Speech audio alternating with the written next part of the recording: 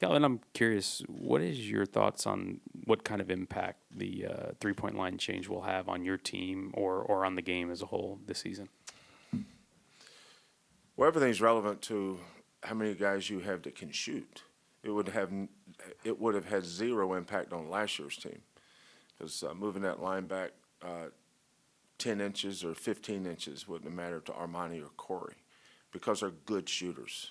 I mean, they're not guys that shoot it; they're guys that make it. There's a big difference, and we don't have those kind of guys on this team. That's not the makeup of this team. Our strength isn't.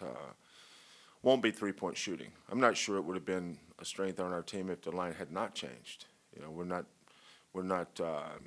Guys like Armani and Corey make you think, well, who's going to be our three-point shooters this year?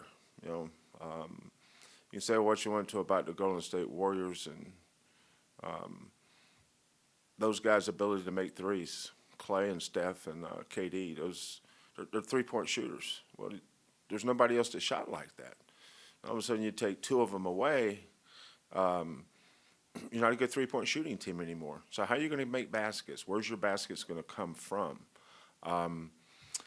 But it'll impact. I think the numbers will show at the end of the year. There won't be as many threes attempted. Certainly by our team. We don't have. I just call those guys snipers. You know, a lot of times ours. You look and say, "Boy, your zone offense is really good tonight." Those Armani and Corey jumped up and made threes. You know, when you don't have that, you've got to find another way to do it, and that's not as easy as it sounds. Defensively, how does it change or impact your team defensively much at all in terms of how you guys or what you expect to see? Well, a lot of times how you defend is based on scouting reports. I think every coach goes into the season teaching defense, as in a shell drill. Here's the shell. Here's how we're going to guard these actions. Then all of a sudden now you've got the line 10.5 inches further out. How far do you want to extend on closeouts? How much do you want to expand your defense? And that'll be interesting to see. I don't think I can sit here and say how that's going to look. We're going to see game to game. I know BYU has excellent three-point shooters. Rice has some guys that can attack you off the bounce and three-point shooting. So I think you just have to be able to adapt. But I think defensively, this can be a good defensive team. Just watching them now through, 18 practices or so in a scrimmage. We're getting better defensively. But the bullets aren't flying yet either. You watch Fabian and Justin go against each other every day in practice. You say, well, neither one of them is very good. As I say, they go against each other. They know what each other's going to do. It's hard for them to look good against each other. It's hard for our offense to look good against our defense because a lot of our stuff is verbal. But when you're in transition, when the game becomes conceptual, when they've got to figure it out on their own, that's when you find out who your best basketball players are. What do you expect from a post presence? Often last year you tried to establish Breon early. What do you feel? Who will be able to establish post presence for this? That's the least of my worries. I could care less about post presence right now. The strength of our team is our 5 guards, Fabian and Justin. If I said a post presence, that would probably be Fabian and Justin. Those two can score on the block. Chris is a little better than you think. Bryson's a little better than you think. But neither one of those guys were as good as Breon at that.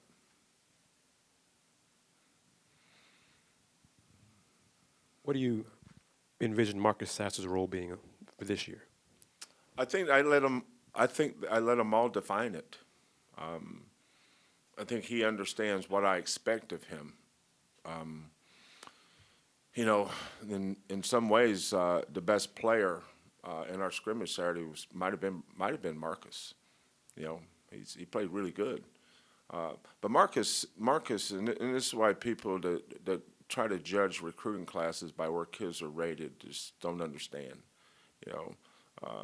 I don't know if Virginia's ever had a top 60 recruiting class. I might be wrong, and if I am, please correct me. But guys like Marcus fits us. You know, when we recruited Marcus, I have no idea who was recruiting him. I didn't ask. I liked him. I liked him for us. You know, and I watch him out here in practice. He knows how to play. He's tough. He loves to be coached. You can really coach Marcus. Now he's not a jet. You know, like he's not as fast as Galen. But we shouldn't get caught up comparing guys to guys. You know, Marcus is 18 years old. You know, when Galen was 18 years old, compare him to that guy. Don't compare him to Galen last year. That's not fair to Marcus. You know, Galen was a byproduct of some tough practices and having to change things with him to get him to where he could help us win. You know, a lot of guys will say, well, he's good at this, and this. Okay, but is he good enough at that to help you win a game? Or does he need to adjust his game a little bit different? And I think that's one of the reasons why we've been able to win around here. We've been able to evaluate kids' games and get them to adjust to how we play. But you got to know that recruiting him. You know, Marcus can guard. Not a great creator. Can make a three. And is a tremendous kid. I mean, I love coaching him. Kelvin, with Dejan, you look at, you know, you've had so many veterans the last few years at the guard spots, and he was behind Galen or shared some time. How much does that rub off, you hope, in terms of maybe the leadership part of it, where you know, with him being in that role now without a Galen? Well, Galen's personality lended to being a leader. You know, Galen was an alpha dog. You know, he was comfortable leading. Not everybody's comfortable leading. You know, just about everywhere I've coached, my best player has not always been the leader. You know, you look around the NBA, all the leading scorers, and see which one of those guys are the leaders on their team. You know, but you know, Nate Hinton has inherent leadership skills. It comes easy to Nate. You know, and people, our guys respect him because of how hard he practices. And I think the biggest thing that our guys do to earn their stripes in our program is learn how to practice Cougar basketball way. And Nate embraced that from day one. But make no mistake, this will be our biggest challenge this year. You know, it's a much bigger challenge than last year. You know, we lost Rob and Devin, Wes, and Nora. But I always thought we could make our team better, even in the summer that year. Because when we got on the board and we had our staff meetings, we knew Galen was going to take a jump up without Rob. You know, Rob had such an influence on how I coached because he was so good in middle pick and rolls. But I knew Galen was going to play a different role and would embrace that and be better. Corey was going to take a big step up. Armani was going to go from playing 22, 23 minutes off the bench to 30-plus minutes. That's just more shots for him, and he's such a lethal shooter. The four spot, Fabian learned so much from Devin. When I say learn from him, just have him play against him every day. You know, from about November on, Devin was a monster. I mean, he was a hard matchup. People don't realize how good a year he had his senior year. You know, baseline jump shot, rebounding, defending, all the way through the Michigan game. Devin was a hard matchup. But Fabian backed him up, so we knew he'd take a step forward, and then we had all our fives back. You know, we might have lost this guy and this guy, but we had Bryson, Chris, and Breon back. But now this year, you're losing a lot. You know, guys don't come in and all of a sudden be where guys were. Does that make sense? And I'm watching it. You know, we're not nearly as good a team right now as we were in January, February, and March. Nowhere close to being that good right now. Now, hopefully, by the time we get to January this year, we'll be improving. But I know what I have. I know what we're working with, and we got a long way to go. Coach, you mentioned not having any of those snipers on the team this year. Are there some of your young guys that you envision growing into that role, or is that more of a transition maybe away from those? Well, we Because of don't what you have have. it because we had a guy leave early. We didn't plan on Armani not being here. I mean, that's just the truth. Sometimes if you get caught without shooting, sometimes that's a recruiting decision on your part. Well, we didn't plan on not having a shooter this year. We found out on May 29th we weren't going to have Armani. Well, you don't all of a sudden go get another Armani now. Quentin's a good player in his way, but he doesn't shoot like that. That's and a lot of our stuff we do is based on spacing. For instance, the Cincinnati game last year, the way Cincinnati was guarding us, we just kind of started playing checkers during the game. We just took Armani and Corey from wing extended. We just slid them down to the corners. Now, when you slid them down to the corners, that means they had to go match up with them in the corners, which opened up the middle of the floor for Dejan. Okay? Well, if you do the same thing with, say, Nate and Quentin, well, they may not go with those guys. They may keep it plugged or compact, and now Dejan may not be nearly as effective. But I'm just thinking out loud of scenarios that can happen that we're going to have to try to fix. But every year you look at your team's strengths, and this team has some good strengths. We're just inexperienced. We haven't. Caleb and Marcus are going to play a lot. They're freshmen.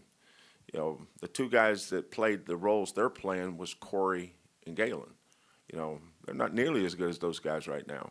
Now, when those guys are juniors, seniors, I think they will be, maybe better, but not today, not this month or next month or the following month. So this is kind of an evolving thing. But I'm having fun with this group.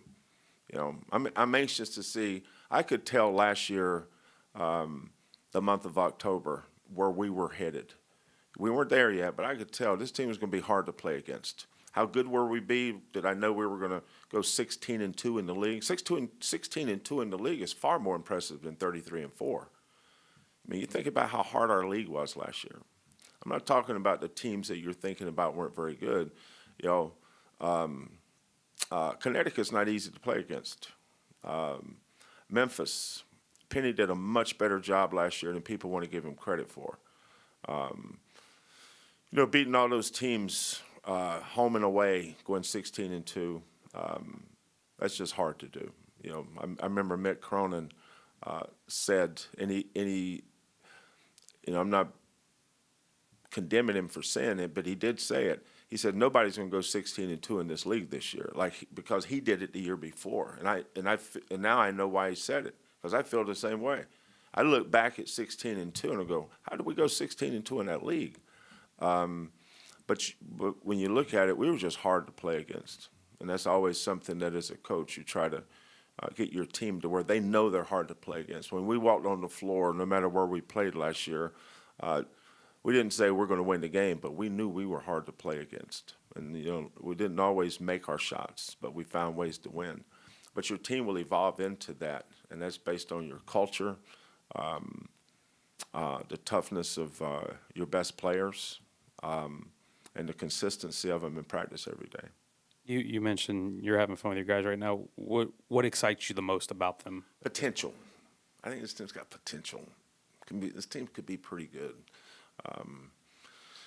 The guys have been in and out with injuries always this time of year.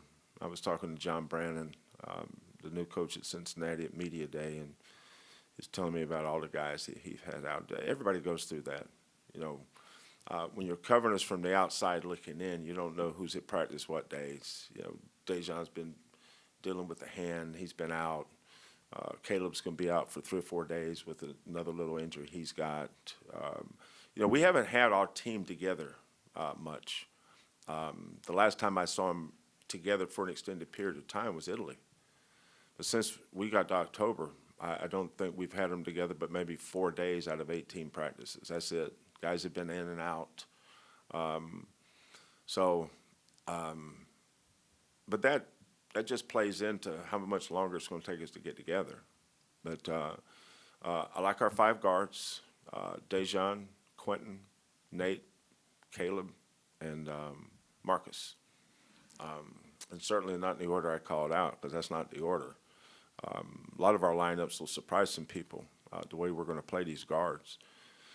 And then up front, it's, we've always liked the Noah's Ark approach. We've got 2 4s, pretty good players. We've got 3 5s, and I've always had 3 5s. Bryson and Chris and Fabian have different strengths. And then Sid is, he's kind of our Swiss Army knife. Pretty good at a bunch of things, really good at nothing. But that's Sid. But that's his strength. He can, he's kind of like that. What's the name of that crazy glue? Gorilla. Yeah, gorilla glue. Say that 5 times fast. Gorilla glue. It's hard to do, for me at least. He's kind of a glue guy. Pretty good at a bunch of stuff. He can make a 3. You just never know if it's going to go in or not. But he can make it. And our assistant coaches, when they do our scout report, they always say this kid's capable. I said, capable of what? What? He either can shoot or he can't shoot. What does capable mean? I'm capable of winning the lottery. That don't mean I'm going to win it. Come on, man, give me something other than capable. Now, what they're doing is they're covering their butts. I told you could make it now, coach. Assistant coaches are amazing. That is such a cop-out word. He's capable. Well, I've got some guys on our team that ain't capable. Matter of fact, why didn't he shoot 3s? Well, figure it out. Well, better question is, why is he shooting 3s? So I just stopped practice one day and I say, hey, listen, fellas, they moved the line 10.5 back. You couldn't make it when it was here. What makes you think you're going to shoot it from here? But sometimes you got to tell them the truth. When it comes to Quentin, when during his initial recruitment before he went to KU, I guess what kind of relationship had you been able to build with him? And then since he's been here, I guess what more have you learned about him? Yeah, no relationship. We didn't recruit him at all. Our program was at a different point back then. We didn't recruit those kids.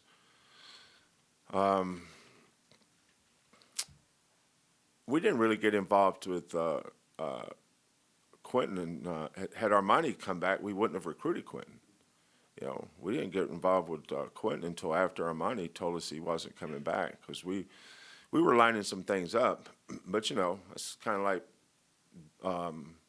Target or Walmart. They have that blue light special at 6 o'clock, and you show up at 9. Well, there ain't a whole lot left in them bins now. And that's kind of where we were in June. Who's out there? There ain't no Armani out there. Let's get that straight. There weren't no Armanis out there in April either. Guys like him don't come along very often that can shoot it like he did. Look what he did against Kentucky. He got us back in that game with his shooting. But no, once it's around the time when the kids had to declare whether they're going to come out, whether they're going to stay in the draft or come back to college. That's when a lot of the dominoes started to fall. And the first domino for us was that Armani was going to stay in the draft. That was a domino that now, we had to react to that. Because we had such good conversations and good communication, consistent communication with Armani, we had no reason to think he wasn't coming back. But that's the problem with the NCAA allowing these kids to hire agents. The agent's job is to make sure they don't come back. They're doing everything they can to get them to stay in the draft. So all of a sudden, the guys that they've trusted and listened to their entire careers, we're no longer in the picture because they're not on campus. He's back home in Round Rock area, and kind of we don't have the influence we should have because we're not face to face with him. But we learned some things from that going forward. But after that domino fell, now we're in the we got to have a shooter. But sometimes it's like the draft. You take the best player available, and then. I think most people thought Quentin would stay in the draft. But when he decided to come back to school, and then he put his name in the transfer portal. That's when we got involved with him. So our relationship started there. How's it been since? I guess, what have you learned about him since? Yeah. Well, first of all, he's a high-level character kid. Tremendous, tremendous young man. Comes from a great family. Really impressed with his mom and dad and what they've done for him, provided for him. But, Quentin has to get a lot better in different areas. He can get tougher, get more competitive, get more aggressive. And I think the culture we established here is helping him. We had a scrimmage, and I think he had 8 assists and 8 rebounds. If you'd have told me a month ago that he'd have 8 assists and 8 rebounds, I probably wouldn't have believed you. I didn't see that. I haven't seen it. But he's gotten better. Now he's got to figure out how he's going to score. When you're not a good shooter, and when I say good shooter, I'm talking about Armani and like Rob. Rob wasn't a good shooter either. That wasn't his strength. But Rob's a really, really good player. But I'm not saying that I told Rob he couldn't shoot threes. I just made sure he understood his Armani and Corey's light was fluorescent green. Rob's light was more of a sunshiny green, a little bit of yellow in there. You know what I'm saying? What would be akin to a little lighter green? Lime. There you go. His was lime green, whereas Armani and Corey's was fluorescent. They couldn't shoot a bad shot to me. Those guys had the green light. Rob's was a little bit limey. But I judge shooters whether the ball goes in. It's easy. This is not rocket science. Is he a good shooter? Well, how often does his ball go in? If the ball goes in 4 out of 10 times on a consistent basis from the 3-point line, you're a pretty good shooter. If it goes in 2.5, the guy probably shouldn't be shooting. It's not. But a lot of times, the first time they've had the truth told to them is when they go to college. A lot of times, people lie to a kid. You're a good shooter. Keep shooting. No, you're not. Don't. Well, you're hurting his confidence. Well, I don't want to build a bad shooter's confidence up. There's a lot of ways to look at that. But I'm rambling. Kelvin, how much have you, read into the process that they announced this week with the likeness image stuff with the athletes? Is it too early in terms of forming an opinion on what direction that it can go, or do you have any thoughts on just that movement there? Well, I've been in this longer than a lot of them. I don't know about most, but maybe most. I don't know. But you've got to evolve. You have to. You can't. Like college basketball. I don't know why in the last 2 minutes we haven't adopted a rule that we can move it up. On timeouts, you can move the ball up. That would be good for our game. I wish we would just blanket adopt all FIBA rules. FIBA rules are great rules. That would help our game. Our game is still behind in certain areas. There are some people that think we shouldn't have a shot clock. Remember, it started at 45. I remember when the shot clock came in. I remember the 3-point line came in. And the ACC was damn near at the free throw line. But look how we've evolved in things. The shot clock, the 3-point line. Well, there's no difference in that in this. The thing that I've noticed when we start allowing our kids to get the cost of attendance checks is that they so depend on those checks. The first one is August, but the last one is May. Here's the problem. And anytime you have any kind of rule, there's always going to be unintended consequences. The unintended consequence of that November to May, they don't have any money in June, July, or August until they get their check. So I think if we're going to do the likeness thing, do we really want to give the money then?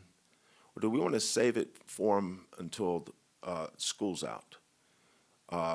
Or if he's a senior after his eligibility's out? I don't think freshmen should have to wait until their senior year if they're going to get money in that, based on that new rule. But I'm for delaying it. Let's hold it for them. Whatever you want to do, however we're going to have.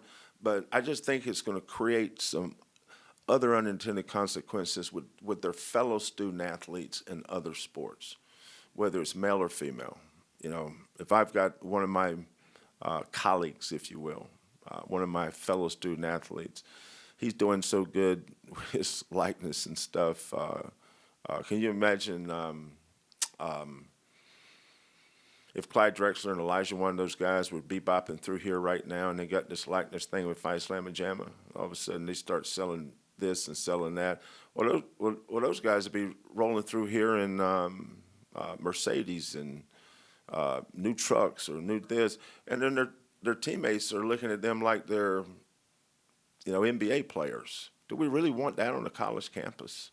But I do understand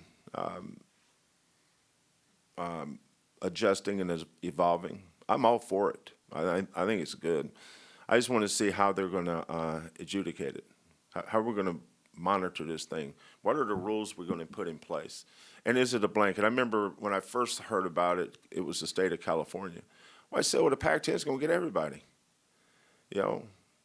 People, the best players are going to go because you can tell what the people that's going to try to figure how to best utilize this, they're going to think outside the box. They're going to walk around, wearing somebody's logo on their T-shirts, just to bring, you've got a team that's a Final Four team, like the Virginia kids last year. Somebody sponsored 2 or 3 of them on their way, so they show up with that T-shirt over their stuff as they go to media sessions or whatever. You can start thinking about all the ways that they can benefit. That's a likeness. Their biggest likeness is their face. It's not their uniform number.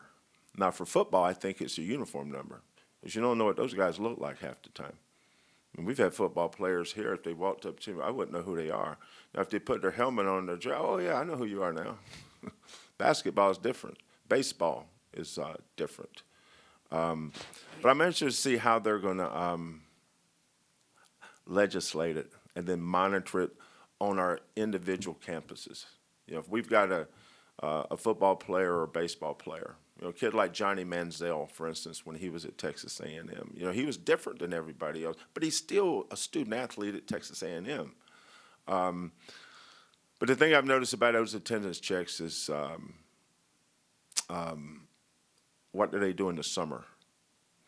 And the other thing is when a kid graduates, and even though he may sign a deal, sign a deal to play overseas, or even sign know he's going to go to G League. If you play in the G League, you don't get a check until you start playing games. That's November and December. So what do they do from May to December? So I think my thought is whatever they make money-wise, keep it. Then when school's out, give it to them, because that's when they need it. They're getting money now. This is not a deal where 10 years ago they have nothing. Yeah, they do. They're getting between $500 and $700 a month of money. That's over and beyond their scholarship check. That's what they're getting now. So now we're going to give them, in addition to that, I think we have to help them. I think we have to support it, figure out how we can help them and make this thing rational, but also think in the student athlete's best interest. On a lighter note, can you believe it's 6 years already?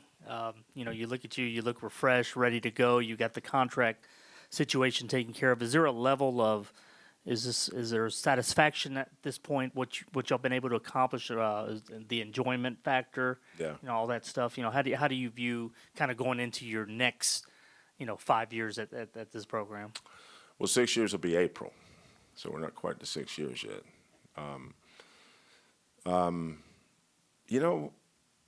I have thought about that a little bit. But when I think about those terms, you know what I think about? I think about a guy like Galen when he chose to come here versus when, we're going to sign 3 really good players here in the next 2 weeks or so. When is signing date? November 10th or something like that. Look at what those guys are coming into. Look at the program they're coming into. Look at what we just accomplished in the last 30 months or so with our basketball program, and that had a lot to do with us getting those kids. Well, probably wouldn't have got these kids 5 years ago, but we got Galen, Armani. I remember when those guys committed. The only thing we had to show them was our office and pictures, cardboard pictures. I was never so glad to get rid of pictures in my life. And all we did was show them pictures, show them pictures, show them pictures. But these guys didn't see any pictures. They see the Fertitta Center. They see the Guy V. Lewis Center. They see banners. They see, a program that's achieved national prominence. So, but that's how far we've come. But I think about J. Rod Stiggers, Laurent Barnes, and how appreciative I am of those kids for staying. Well, not everybody did. That's I tend to think that way. I appreciate that. I don't have an ego about 90% of the stuff that goes on. Instead of thinking about the current guys, I'm coaching them. So I have no sentimentality about those dudes right now. But I do with LaRon Barnes and J. Rod Stiggers, Mikael McLean, L.J. Rose, Chicken. Because those guys stuck around when a lot of people were telling them not to. A lot of people were trying to evacuate this entire program. But we got some to stay, even though we weren't very good that year. We were building something special, and you could tell it. Nobody else could maybe at the time, but you could tell it. So when I think back, I think back to Devontae Pollard and how appreciative was how hard they played and how hard they worked, battled through. It's not easy to go out there on the road at schools like Cincinnati and SMU back then. But now we're one of them, but you look back to Virginia when Tony got there, or you look back to just about any successful program right now. They brought in the coach because the program was in trouble. I remember when Roy took over North Carolina. Look at that program then, look at it now. So there's a lot of successful programs that started. Look where Mick started at Cincinnati. I think he was 9-19 his first year, or something like that. He was telling me. That first year they were all pat me on the back. It's okay, Kelvin. Keep them playing hard. Just for the record, that would piss me off when they do that. I didn't like that. But I do have a great appreciation for those early years with those kids. They were great kids, and they all, we helped J. Rod get an assistant coaching position. Laurent's a head high school coach now. Mikael's with us. Devontae is playing in Mexico. Chicken's back in the Bahamas. LJ's in Australia. We stay in touch with every one of those guys. They will always be a big part of our program, part of our family.